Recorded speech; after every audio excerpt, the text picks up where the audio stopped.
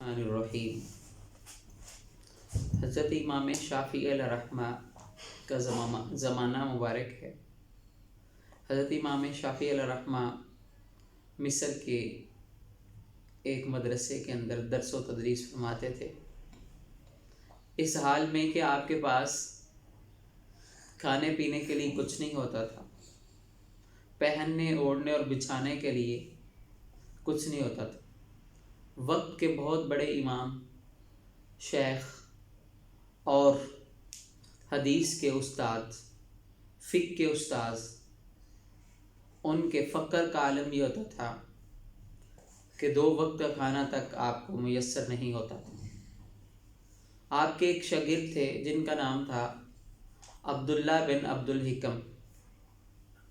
ایک روز آپ کے پاس آئے اور آ کر آپ کو یہ کہنے لگے کہ اے امام، ایسا نہ ہو کہ میں بادشاہ وقت سے بات کروں اور وہ آپ کو وظیفہ مقرر کر دے اور آپ ان کے دربار میں جائیں اور جا کر ان سے بات کریں، اور کبھی کبھار حکمران وقت کے دربار میں آیا جایا کریں تاکہ وہ آپ کے لیے کسی انعام کو مقرر کرے، آپ کے لیے کوئی وظیفہ مقرر کر دے۔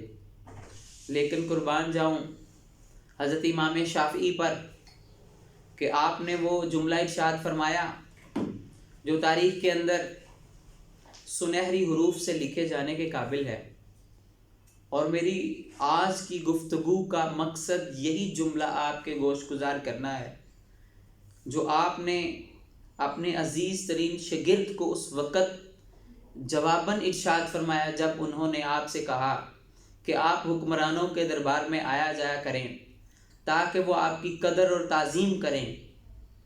تو آپ نے فرمایا کہ ابو محمد، جو آپ کے شاگرد کی کنیت تھی، کہ جسے تقوی کا لحاظ نہیں اسے خدا کبھی عزت نہیں دیتا۔ فرمایا جو شخص متقی نہیں اللہ تعالیٰ اس کو کبھی عزت نہیں دیتا۔ اور یاد رکھو کہ میں سرزمین حجاز مقدس میں تھا، میں غزہ کی پٹی، غزہ کے علاقے میں پیدا ہوا تھا، حجاز مقدس کی بابرکت زمین کے اندر پلا لکھا جوان ہوا، لیکن حال یہ تھا کہ ہمارے گھروں میں فاقے چلتے تھے، کھانے پینے کے لیے کچھ موجود نہ ہوتا تھا، لیکن پھر بھی اللہ تعالیٰ نے کسی رات ہمیں بھوکا اور پیاسا نہیں رکھا۔ تو اے میرے عزیز شاگرد، جسے تقوی کی عزت راس نہیں، خدا کبھی اس کو عزت و احترام سے نہیں نوازتا۔ تو آج اللہ کا شکر ہے کہ میں کبھی بھی رات بھر بھوکا نہیں سویا۔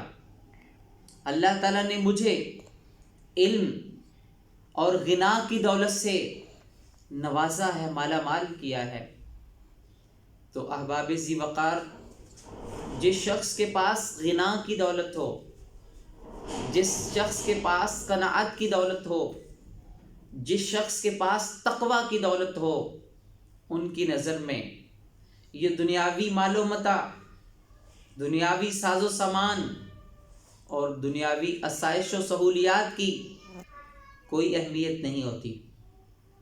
مطلب یہ کہ جو خدا سے ڈرتے ہیں، جن کے دلوں میں خدا خوفی کا جذبہ موجود ہے، اللہ تعالیٰ انہیں دل کا غنا عطا فرماتا ہے، اور یہ اللہ تعالیٰ کی اپنے بندے پر سب سے بڑی کرم نوازی ہوتی ہے۔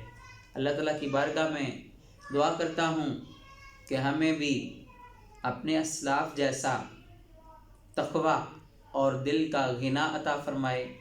آمین۔ والسلام علیکم ورحمۃ اللہ۔